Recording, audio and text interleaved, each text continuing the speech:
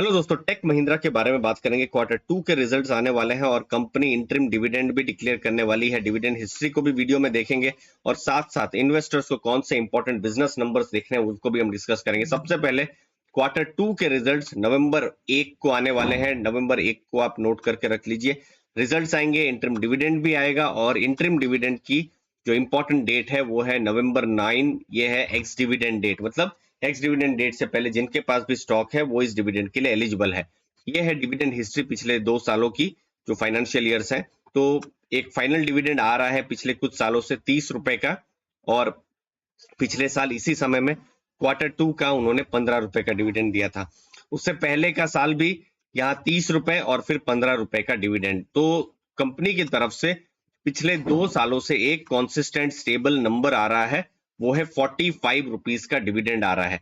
और अब अभी हम सिर्फ अगर बात करें क्वार्टर टू के रिजल्ट्स की, जब अक्टूबर नवंबर में जब डिविडेंड आ रहा है तो ये 15 रुपए का डिविडेंड आ रहा है। तो जरूर बताइएगा आपको क्या लगता है, 15 रुपए से डिविडेंड आगे बढ़ेगा या स्टेबल रहेगा या कम होगा? कमेंट सेक्शन में बिल्कुल इंतजार रहेगा आपके व्यूज का। बाकी 2 सालों से 45 रुपीज का डिविडेंड और इस क्वार्टर टू के समय में 15 रुपए का डिविडेंड, अब कैसा उनका परफॉर्मेंस रहा है यहाँ पर आपको थोड़ा सरप्राइजिंग लग सकता है। आप देखिए, ये क्वार्टर वन पिछले साल आप देख सकते हैं लगभग 10,200 करोड़ की उनकी रेवेन्यू रही है, और उसमें उन्होंने नेट नेट कमाए कितने हैं? 1353 करोड़। ठीक है, इस बार आप देखिए जो अप्रैल से जून क्वार्टर जो 3 महीने थे, उन्होंने 12,707 करोड़ उन्होंने कमाए हैं, और इनफैक्ट ज्यादा कमाए हैं। आप यहाँ पर देख सकते हैं 10,200 करोड़ से ये ज्यादा उन्होंने कमाया है।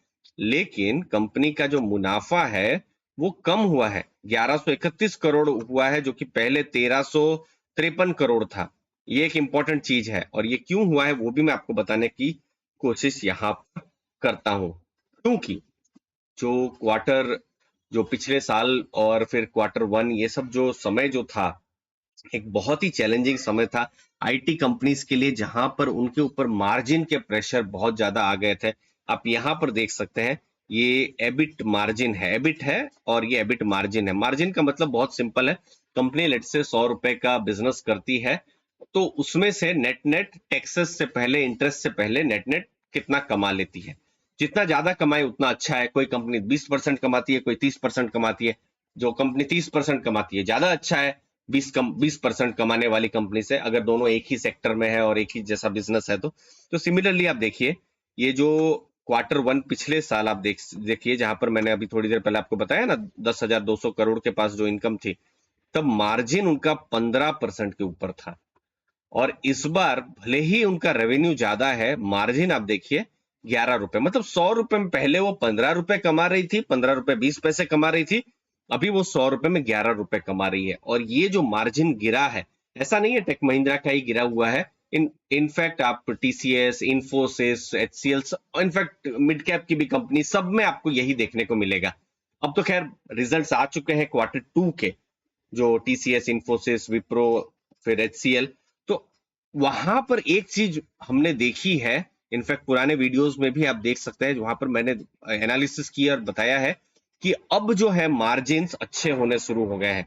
अब ये है इन्वेस्टर्स के लिए सबसे इंपॉर्टेंट चीज, जब रिजल्ट आएंगे ये 11% से अगर कम होता है तो ये नेगेटिव होगा, 11% रहता है तो ठीक ठाक है, लेकिन अगर ये 12-13% हो जाता है तो ये बहुत पॉजिटिव हो सकता है। तो इसीलिए मार्जिन पर एक बहुत बड़ी मैं कहूंगा कि फोकस रहने वाला है जब भी ये जो रिजल्ट आएंगे क्वार्टर टू के, क्योंकि इन्वेस्टर्स बिल्कुल चाहेंगे कि टेक महिंद्रा के जो मार्जिन्स हैं वो बढ़े।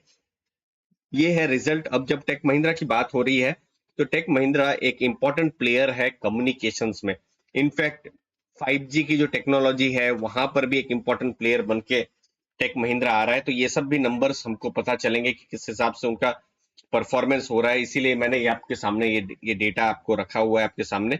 फिर कैसा उनका ग्रोथ है, 1.5% का क्वार्टर ऑन क्वार्टर ग्रोथ है, ये हमको देखने को पता चलेगा। बाकी मार्जिन के बारे में जैसे मैंने आपको अभी थोड़ी देर पहले डिस्कस किया ही है, तो ये कुछ नंबर्स देखने को रहेंगे। उसके साथ साथ देखिए मार्जिन पर भी प्रेशर है, क्योंकि एट्रिशन बहुत ज्यादा है, एम्प्लॉइज लोग जो है वो जॉब बहुत छोड़ रहे हैं। तो एट्रिशन अभी आप देखेंगे 22% है। अभी जो रिजल्ट्स आए हैं इन्फोसिस, टीसीएस के, तो जो एट्रिशन है या तो बिल्कुल पीक आउट कर गया है या तो एट्रिशन थोड़ा स्टेबल हो गया है।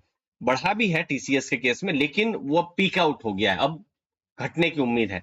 तो सिमिलरली ये एट्रिशन का नंबर भी देखने को रहेगा, 22 से 25%, 26% हो जाए तो पॉजिटिव नहीं है, 22-23% रहे तो अच्छा है, 20-18% हो जाए तो बहुत ही अच्छा है, क्योंकि जितने कम एम्प्लॉय लोग जॉब छोड़े उतना किसी भी बिजनेस के लिए अच्छा है। तो इसीलिए मार्जिन पर फोकस रहेगा, एट्रिशन पर रहेगा। और एक और इंपॉर्टेंट चीज है वो है, क्योंकि उनका जो मैक्सिमम जो बिजनेस है वो आता है यूएस से, फिर यूरोप की जो ज्योग्राफीज है, तो वहां पर उनका कैसा परफॉर्मेंस है वो भी देखना रहेगा कि वहां पर क्या उनको नए नए, जैसे यहाँ पर ऑर्डर्स जो है उनको मिल रहे हैं कि नहीं मिल रहे। जैसे पिछली बार $802 मिलियन की उनको नई डील उनको मिली हुई थी, तो कैसा उनको नया डील मिल रहा है नहीं मिल रहा है, ये सब कुछ इंपॉर्टेंट नंबर्स नवंबर 1 को हमको पता चलेगा। और डिविडेंड पर तो नजर रहेगी ही, तो सब्सक्राइब जरूर करके रखिएगा अर्ली फाइनेंशियल आजादी। धन्यवाद आपके टाइम के लिए।